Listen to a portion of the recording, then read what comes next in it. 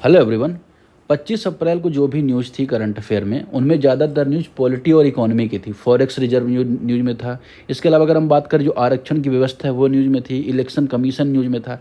अब ये सारे जो टॉपिक है ना, वो डायरेक्टली स्टैटिक से आपके लिंक है। एफडीआई है, ये सब स्टैटिक से लिंक है। और इनमें क्वेश्चन हमेशा यूपीएससी या कोई भी गवर्नमेंट एग्जाम, आप किसी भी गवर्नमेंट एग्जाम उठा के देखोगे, इनमें से क्वेश्चन पूछना ही पूछना है। या तो एक स्टेटमेंट को एक एमसीक्यू बना देगा, या तो इस तरह से भी पूछ सकता है क्वेश्चन। क्योंकि अब हर एग्जाम में निगेटिव मार्किंग आ रही है, पैटर्न वाले क्वेश्चन पूछे जा रही हैं। तो मैं यहाँ पे प्रयास करता हूँ कि आप क्या करें, पैटर्न वाले क्वेश्चन को सॉल्व करें। पहला क्वेश्चन है निर्वाचन आयोग के लिए। निर्वाचन आयोग के संबंध में क्यों क्वेश्चन है कि जो अपोजिशन पार्टी है उसने एक प्रस्ताव लाया है राज्यसभा में, है ना। राज्यसभा में प्रस्ताव किस लिए लाया गया है कि जो चीफ इलेक्शन कमिश्नर है, जो इलेक्शन कमीशन का हेड है, उनको हटाया जाए। मतलब क्या, एक बात यहाँ से क्लियर ये हो जाती है कि इलेक्शन कमिश्नर को हटाने के लिए पार्लियामेंट में मोशन लाना पड़ता है। डायरेक्टली कोई इलेक्शन कमिश्नर को नहीं हटा सकता। तो पहला कॉन्सेप्ट आप यहाँ से ये क्लियर करो। दूसरा, आपको ये पता होना चाहिए कि भाई इलेक्शन कमीशन का प्रोविज़न कहाँ पे है, क्या कॉन्स्टिट्यूशन में प्रोविज़न है। हाँ है। आर्टिकल 324, आर्टिकल 324 बात करता है कि इलेक्शन कमीशन को इस्टेब्लिश किया जाएगा। इलेक्शन कमीशन को पावर दी जाएंगी चुनाव करवाने की। इसके अलावा वोटर आईडी कार्ड जारी करने की बहुत सारी पावर दी जाएंगी इलेक्शन कमिश्नर को। ठीक है ना। अब बात आ जाती है अपॉइंट कौन करे, तो प्रेसिडेंट अपॉइंट करता है, कोई इलेक्शन नहीं होता है इलेक्शन कमिश्नर का। तो राष्ट्रपति अपॉइंट करता है इलेक्शन कमिश्नर को। और इलेक्शन जो कमिश्नर होता है वो पार्लियामेंट के इलेक्शन भी कंडक्ट करवाता है, स्टेट लेजिस्लेटिव असेंबली के भी इलेक्शन कंडक्ट करवाता है। मतलब क्या, विधायकों के चुनाव, सांसदों के चुनाव, दोनों कौन कंडक्ट करवाता है, इलेक्शन कमिश्नर करवाता है। ठीक है। अब अगर आप देखोगे इसकी सहायता के लिए एक, अब जो कमेटी होती है उसमें पहला चेयरमैन होता है चीफ इलेक्शन कमिश्नर। इसकी सहायता के लिए दो अलग अलग अलग कमिश्नर और भी होते हैं। ठीक है। तो यहाँ पे एक बात ये आपको यहाँ पे याद रखनी है। लेकिन अब इसको हटाया कैसे जाएगा, तो हटाया जाएगा कैसे, जैसे सुप्रीम कोर्ट के जज को हटाया जाता है। सुप्रीम कोर्ट के जज को हटाने के लिए पार्लियामेंट में प्रपोजल लाना पड़ता है, उसमें सहमति होनी चाहिए। उसके बाद एक सदन से पास होगा, फिर दूसरे सदन में जाएगा। वही प्रोसेस चीफ इलेक्शन कमिश्नर को हटाने में है। तो आपने ये समझा कि किस तरह की बॉडी है इलेक्शन कमीशन, ये सारी चीज़ें आपने यहाँ पे समझी। ठीक है। अब मैंने आपको बता दिया, एक इलेक्शन कमिश्नर होता है चीफ इलेक्शन कमिश्नर, दो उसके अलग साथी होते हैं जो दो अलग इलेक्शन कमिश्नर होते हैं। ठीक है। तो ये चीज़ है। अब दूसरा कि भाई जो चीफ इलेक्शन कमिश्नर है उसको तो आपने हटा दिया प्रपोजल लाके, लेकिन जो उसकी हेल्प करने के लिए इलेक्शन कमिश्नर होते हैं उनको कैसे हटाते हो। तो उनको हटाने के लिए जो मुख्य चुनाव आयुक्त, तो इसकी सलाह ली जाती है। इसकी सलाह लेने के बाद जो प्रेसिडेंट होता है वो क्या कर सकता है, इनको हटा सकता है। ठीक है। तो ये चीज़ आपको यहाँ पे एग्जैक्टली समझनी है। ठीक है। अब देखिए इस पर प्रश्न कैसे आ सकता है। जैसे पहला स्टेटमेंट दे दिया, chief election commission can be remove in the same manner as the जज ऑफ द सुप्रीम कोर्ट। जैसे जज को हटाता है उसी तरह से चीफ इलेक्शन कमिश्नर को हटाया जाता है। मैंने आपको बताया कि एकदम बात करेक्ट है। चीफ इलेक्शन कमिश्नर को और जज को हटाने का प्रोसेस सेम है। तो पहला स्टेटमेंट हो जाए करेक्ट। अब आप देखो इनमें कौन कौन से स्टेटमेंट पहला है, ये इसमें भी है, इसमें भी है, इसमें भी है। अब कॉमन स्टेटमेंट देखो, तीसरा दोनों में कॉमन, तीनों में कॉमन, मतलब तीसरा तो 100% सही होगा। तीसरा देख लो, इलेक्शन कमीशन कॉन्स्टिट्यूशनल बॉडी है। जिस बॉडी का उल्लेख कॉन्स्टिट्यूशन के किसी भी आर्टिकल में होता है वो कॉन्स्टिट्यूशन बॉडी होती है। जिस बॉडी को किसी एक्ट के द्वारा बनाया जाता है पार्लियामेंट में, वो स्टैचुरी बॉडी होती है। ठीक है। तो कॉन्स्टिट्यूशनल बॉडी है, तो पहला तीसरा तो करेक्ट ही है। दूसरा, election commissioner can be remove by the president without any recommendation. क्या इलेक्शन कमीशन को राष्ट्रपति बिना किसी सिफारिश के हटा सकता है? नहीं हटा सकता। ठीक है ना। यही मैं आपको यहाँ पे बताना चाह रहा था। इलेक्शन कमीशन को रिमूव किया जाएगा किसकी सिफारिश पर? चीफ इलेक्शन कमिश्नर की सिफारिश पर। ठीक है। इतना अगर आपने समझ लिया ना, तो इलेक्शन कमीशन से रिलेटेड कोई भी टॉपिक, किसी भी तरह का एमसीक्यू आएगा ना, 100% आप यहाँ पे उसको टैकल कर पाओगे, ये मेरी गारंटी है। ठीक है। चौथा है आदर्श जो आचार संहिता, मॉडल कोड ऑफ कंडक्ट। मतलब क्या, जब चुनाव होता है तो कुछ मॉडल कोड ऑफ कंडक्ट लागू किया जाता है। मतलब क्या, इतने दिनों के बाद ज़्यादा प्रचार प्रसार नहीं करना है, रात में कुछ चीज़ों को लेके है, जिससे क्या है कि चुनाव में धांधली ना हो पाए। लेकिन वो बाइंडिंग नहीं है। स्टेटमेंट कह रहा है कि जो मॉडल कोड ऑफ कंडक्ट है ये बाइंडिंग है, लीगली इन्फोर्सेबल है, पर ये स्टेटमेंट इनकरेक्ट है। ये बाइंडिंग नहीं है, लीगली इन्फोर्सेबल नहीं है। तो सही आंसर केवल 1 और 3 हो जाएंगे इसके। 2 ऑप्शन भी यहाँ पे एलिमिनेट हो जाएगा। सॉरी 2 कह रहा हूँ, 2 तो है ही नहीं यहाँ पे साथ में, 1 और 3 साथ में है। 4 ऑप्शन तो यहाँ पे हट गया, लीगली बाइंडिंग तो है नहीं मॉडल कोड ऑफ कंडक्ट। तो ये आपने समझा किस तरह से क्या होता है इलेक्शन कमीशन काम होता है। अब ये पूरा टॉपिक आपने रिवाइज यहाँ से कर लिया। ठीक। ठीक है, तो आप नोट्स भी बना सकते हैं अपने, ठीक है ना। अब आगे बढ़ते हैं, मैं पेन चेंज कर लेता हूँ। चलिए आगे चलते हैं। अब अगला टॉपिक इसके बारे में, ये पेन थोड़ा सा इसको थिक कर लेते हैं। अगला टॉपिक यहाँ पे भारत में आरक्षण को लेके है। क्या विवाद है? कर्नाटक कैबिनेट ने एक इंटरनल रिजर्वेशन को इंट्रोड्यूस कर दिया है। देखो रिजर्वेशन क्या होता है, रिजर्वेशन का मतलब क्या होता है, 100 सीट हैं एजुकेशन की और 100 सीट है नौकरी की। इन एजुकेशन की सीट में, नौकरी की सीट में जाति के आधार पर या वर्ग के आधार पर किसी के लिए रिजर्व करना कि इनमें कोई और फॉर्म ना भर पाए, इनमें कोई और की वैकेंसी ना हो पाए, वो होता है रिजर्वेशन। तो अब जो रिजर्वेशन का प्रोविज़न है वो किस आर्टिकल में आपको देखने को मिलेगा, तो आर्टिकल 15 में आपको देखने को मिलेगा। एजुकेशन से रिलेटेड जो रिजर्वेशन आर्टिकल 15 में है, और जॉब से रिलेटेड जो रिजर्वेशन वो आर्टिकल 16 में है। तो ये दोनों बातें आपको पता होनी चाहिए, पहली बात ये। अब कर्नाटका जो कैबिनेट है उसने क्या किया, इंटरनल रिजर्वेशन किसके लिए अलाउ किया है, शेड्यूल कास्ट कोटा का। मतलब आपको पता है कि शेड्यूल कास्ट का, शेड्यूल ट्राइब का, ओबीसी का और ईडब्ल्यूएस का 4 कैटेगरी का रिजर्वेशन भारत में मिलता है। अलग अलग जिसकी जैसी जनसंख्या उसको इस हिसाब से रिजर्वेशन मिलता है। जैसे अगर आप देखो 15% मिलता है शेड्यूल कास्ट को रिजर्वेशन, है ना। शेड्यूल ट्राइब को भी लगभग 7-8% के आसपास मिलता है, और ओबीसी का रिजर्वेशन 27% है, ईडब्ल्यूएस का रिजर्वेशन 10% है। जब एक केस आया इंदिरा साहनी का जब केस आया 1990 में, सुप्रीम कोर्ट ने क्लियरली ये बात सरकार को बोल दी कि रिजर्वेशन 50% से ज़्यादा सीट का नहीं होना चाहिए। 50% सीट जनरल या अदर मतलब कि ओपन होनी चाहिए, जिसमें जनरल, ओबीसी, एससी, एसटी कोई भी भर सकता है, और 50% आप रिजर्वेशन कर सकते हो, ठीक है। तो सबको रिजर्वेशन था, लेकिन कुछ शेड्यूल कास्ट और कर्नाटका में ऐसी थी जिनका अपलिफ्टमेंट नहीं हो पाया। तो यहाँ पे कर्नाटका की जो कैबिनेट है उसने क्या किया, उनके लिए एक अलग कोटा बना दिया। मतलब रिजर्वेशन के अंदर ही रिजर्वेशन, 15% का रिजर्वेशन है, उसके अंदर 5.25% का एक और रिजर्वेशन वहाँ पे इंट्रोड्यूस कर दिया, ठीक है ना। तो ये बात आपको यहाँ पे समझनी है। अब मैंने आपको आर्टिकल 15 बताया था ना, तो 15 में आर्टिकल सब क्लॉज आता है 4। देखो आर्टिकल 14 to 18 क्या है, equality before law, equal protection of law, fundamental right है। इसी में जो आर्टिकल 14 है वो क्या कहता है कि कानून के समक्ष सभी लोग समान हैं, कानून सभी की समान सहायता करता है। आर्टिकल 15 कहता है किसी भी व्यक्ति को जाति के आधार पर, धर्म के आधार पर, जेंडर के आधार पर, है ना, बर्थ के आधार पर भेदभाव नहीं कर सकते। लेकिन जो रिजर्वेशन होता है ना, वो भेदभाव नहीं होता। रिजर्वेशन किसी डाउनवर्ड कम्युनिटी को ऊपर लाने के लिए होता है, मतलब जिनका विकास नहीं हो उनको ऊपर लाने के लिए होता है। तो ये इसी के अंदर सब क्लॉज 15(4) को इंक्लूड किया गया है, जिसमें स्पेशल कैटेगरी के लोगों को रिजर्वेशन की बात होती है, जो सोशली और एजुकेशनली बैकवर्ड है, ना कि इकोनॉमिकली, सोशली एजुकेशनली बैकवर्ड है।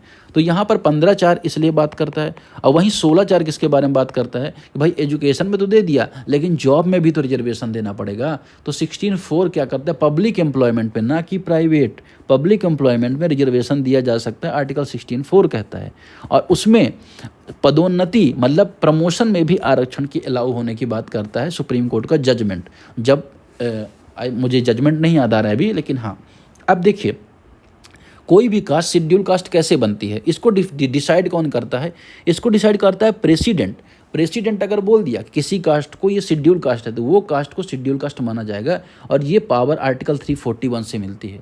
मतलब अगर आपसे प्रश्न पूछा जाता है कि क्या सुप्रीम कोर्ट डिसाइड करता है, कौन डिसाइड करता है, तो आपको पता होना चाहिए कि कौन करता है, ठीक है।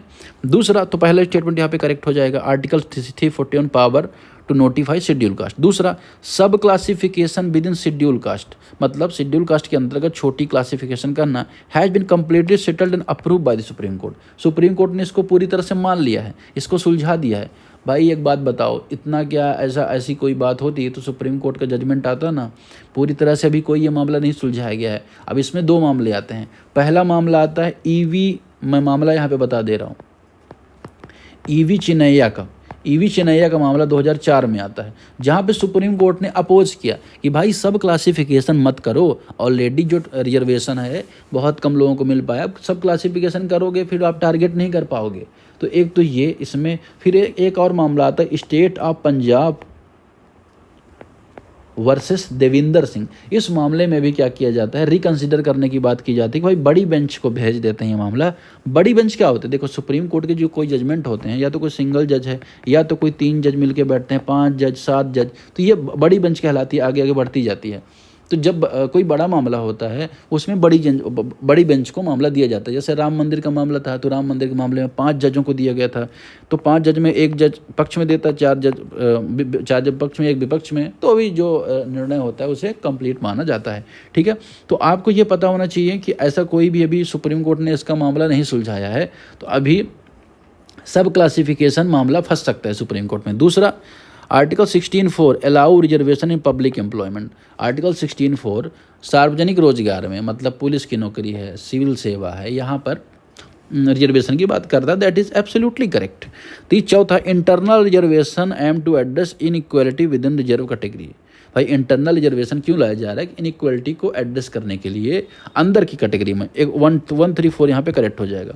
अब उसमें सही बात यह है कि देखो कभी कभी ऐसा होता है ना कि कुछ कास्ट को ज़्यादा जॉब मिल जाती है, जैसे राजस्थान में होता है ना, या तो उत्तर प्रदेश में भी अगर आप देखोगे तो ओबीसी रिजर्वेशन में समटाइम्स ऐसा माना जाता है कि कुछ कास्ट को ज़्यादा बेनिफिट मिल पाया। तो इस वजह से क्या हो जाता है कि कुछ लोग मतलब कि सेम क्लास ग्रुप के वो मांग करते हैं कि सब क्लासिफिकेशन किया जाए, और पार्टीज कभी कभी दबाव में आके ऐसा काम करती भी हैं, पर सुप्रीम कोर्ट का ऐसा कोई जजमेंट नहीं है।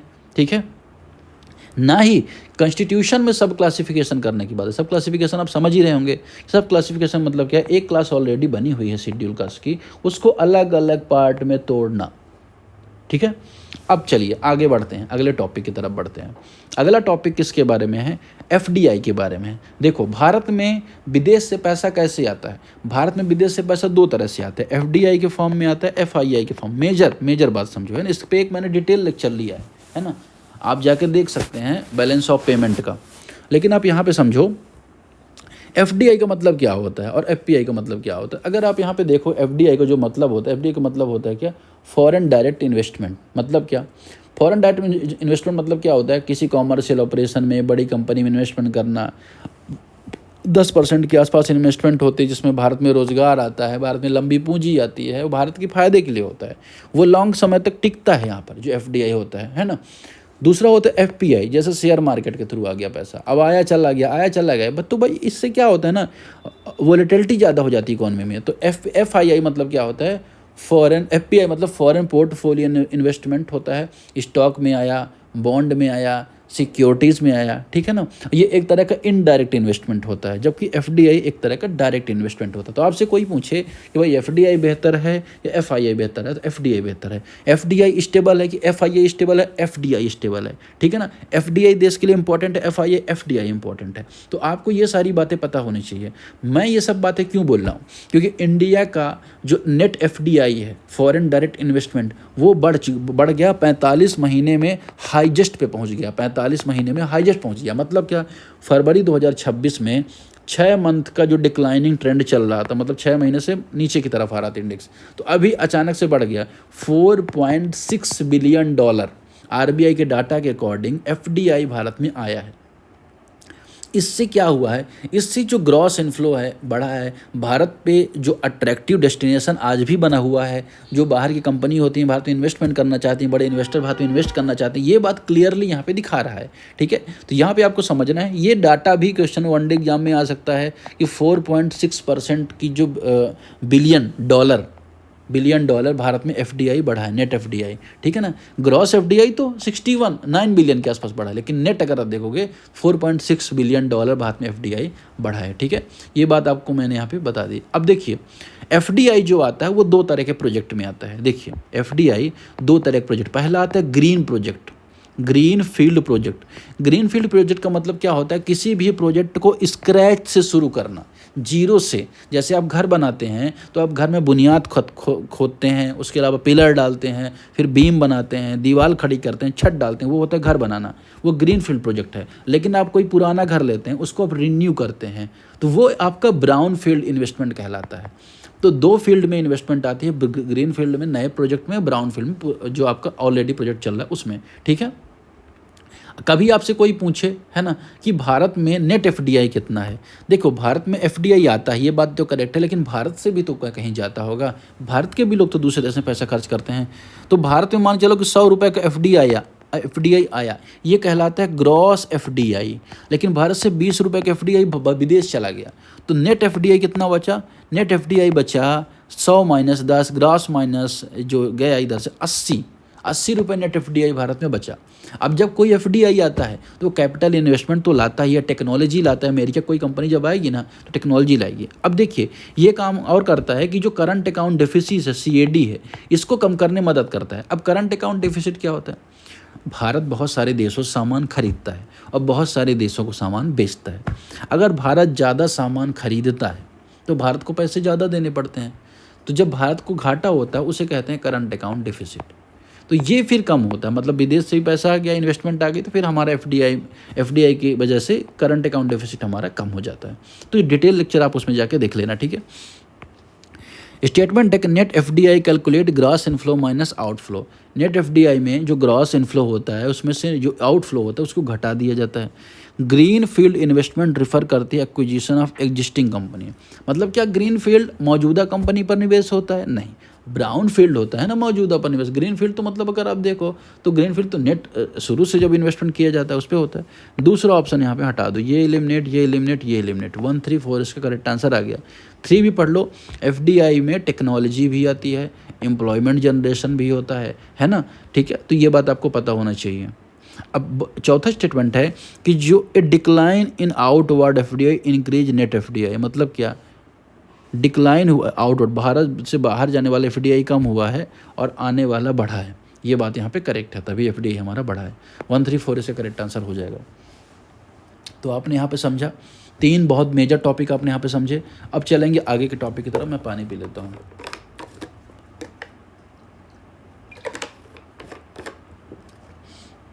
अगला टॉपिक इसके बारे में है, एससीओ के बारे में। देखिए दुनिया में बहुत सारे संगठन हैं, कुछ अंतर्राष्ट्रीय संगठन है, कुछ क्षेत्रीय संगठन है।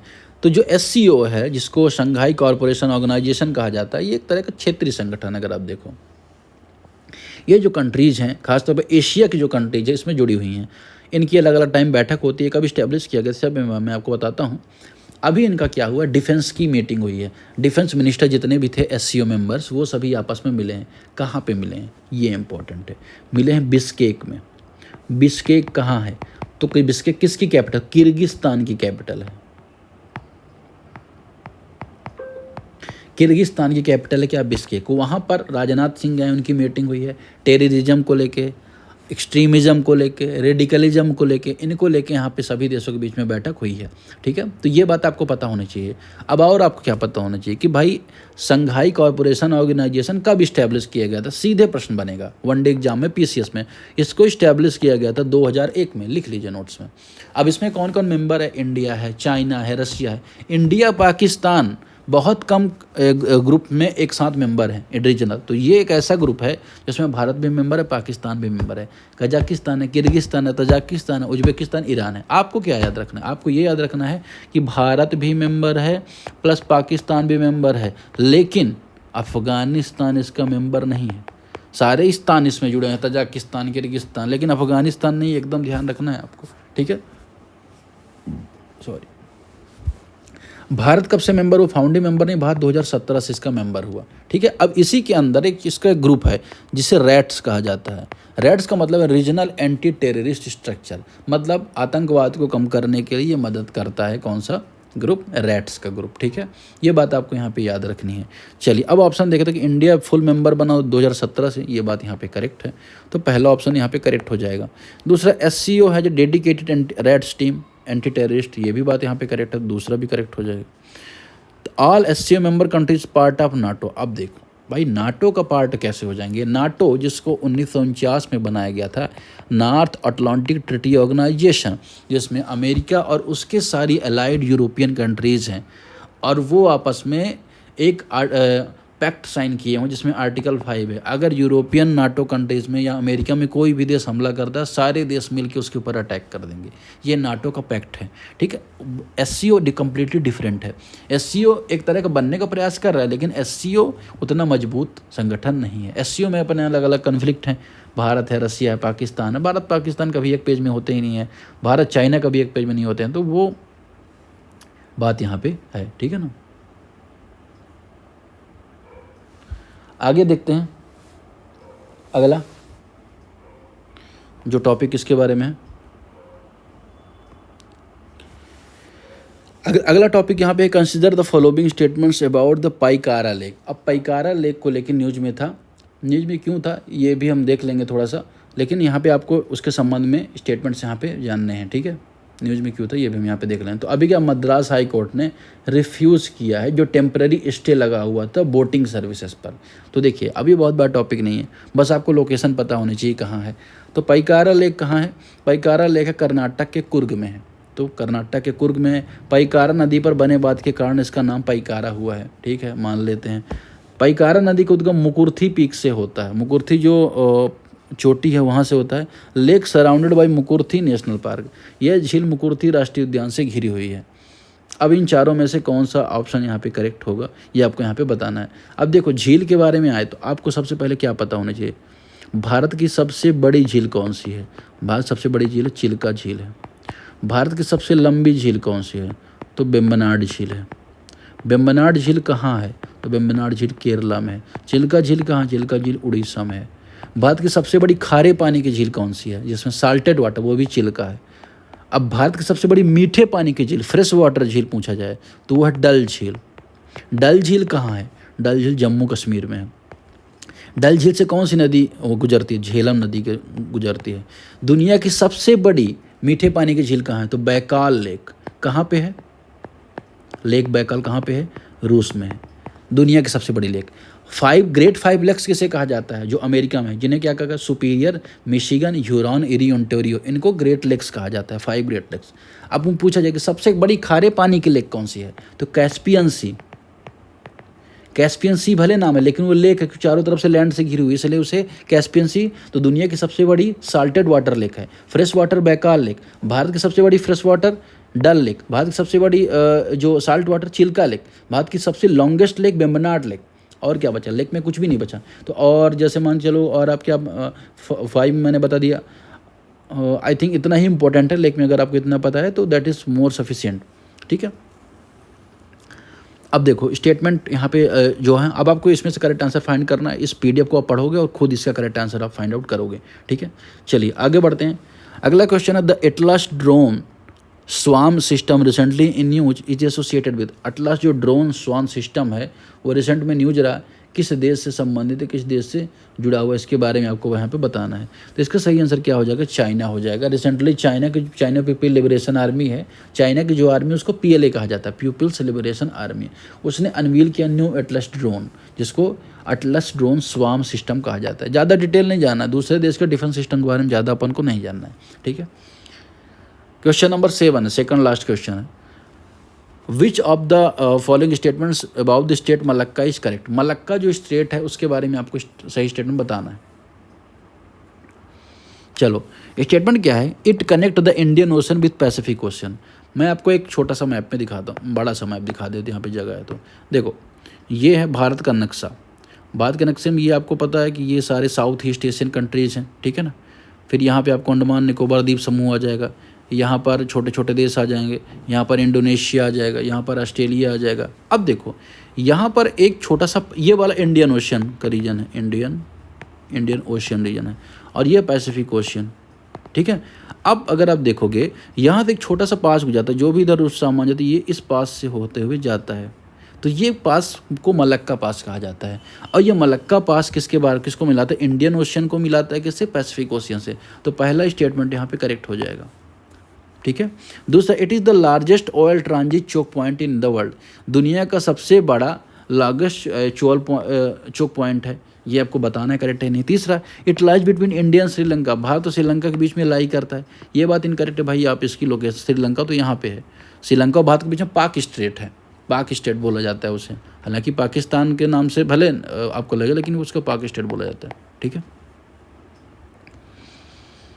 तो इसका सही आंसर क्या हो जाएगा, आप तीसरा को एलिमिनेट कर दो, थर्ड को एलिमिनेट करोगे तो 1 to 4 ऑटोमेटिकली आपका आ जाएगा आंसर। ठीक है, लास्ट क्वेश्चन है, diphtheria is a vaccine preventable disease. Diphtheria एक टीका निरोध वैक्सीन रोग है ना, डिप्थीरिया जिसे कहा जाता है। It cause by the virus that spread through contaminated water.